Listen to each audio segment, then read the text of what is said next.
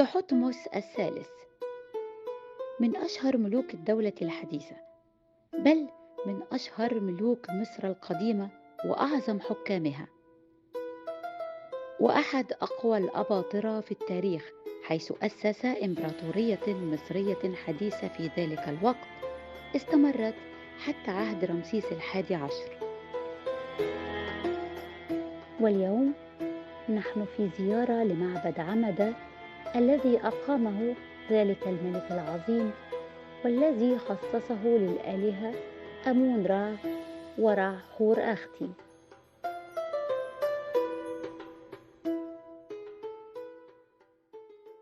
احنا موجودين دلوقتي داخل قدس الأقداس بتاع معبد تحتمس الثالث واللي كملوا من بعده أمنوفيس الثاني. قدس الأقداس في أي معبد معناها المكان الأكثر قدسية، اللي كان حكر على الكاهن الأكبر فقط، ممنوع على عامة الشعب إن هم يدخلوه. عادة بيبقى فيه قاعدة في النص بيتحط عليها المركب اللي بينقل تمثال الإله، وبيقوم الكاهن هنا ببعض الطقوس. المناظر والمشاهد اللي عادة برضو بتكون في قدس الأقداس هي كلها مناظر تكريس المعبد أو مباركة الإله للملك أو تقديم القرابين للإله. عندنا هنا خلافا للمناظر التقليدية اللي بتبقى في الحائط المواجه للمدخل في قدس الأقداس، عندنا نص مكتوب بكتابة غائرة رائع واستثنائي في المعبد ده، بيتكلم فيه أمنحتب الثاني عن ما بدأه الملك السابق له تحتمس الثالث من أساسات المعبد. وبنلاقي الخرطوشتين هنا موجودين، خرطوشة تحتمس الثالث وخرطوشة أمنحتب الثاني.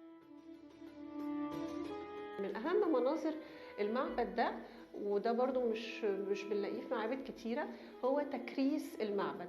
عندنا هنا ده رمز المعبد، الصرح الأول للمعبد محطوط داخل خرطوشة اللي هي رمز الأبدية اللي عادة بنكتب فيها اسم الملك، وهنا تاني اسم الملك تحتمس الثالث من خبرو راو أو تحتمس، وهو بيكرس المعبد يعني بيهدي أو بيدي للإله حورس، هو مكرسه هنا للإله حورس تحديدا.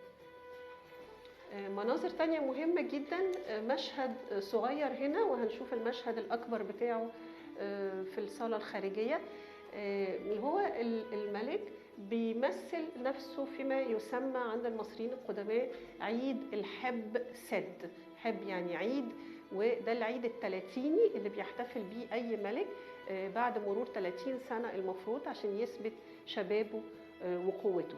وأشهر عيد حبساد أو أقدم كمان عيد حبساد موجود عندنا في سقارة، في واحدة من الشابلز اللي موجودين تحت هرم سقارة. المفروض إن الملك بيطلع بيصارع ثور أحد الثيران ويثبت قوته وانتصاره على الثور. طبعا بطبيعة الحال احنا في أغلب النصوص اللي لقيناها عن عيد الحبساد إن الملك كان بينتصر، ده دليل قوته وإن هو بيجدد حكمه وبيثبت قوته على الحكم وشبابه وإمكانية استمراره في الحكم. فهنا الملك لابس تاج الشمال، تاج الأحمر، تاج الشمال، ومن المناظر القليلة اللي بنلاقي الملك في حركة، في رجل متقدمة على رجل، وبتبين قوته وعضلاته وهو في هيئة شبابية وهيئة فيها قوة لتثبت العيد اللي احنا شرحناه ده. وتاني المشهد طبعا قدام الإله حورس إله المعبد الرئيسي.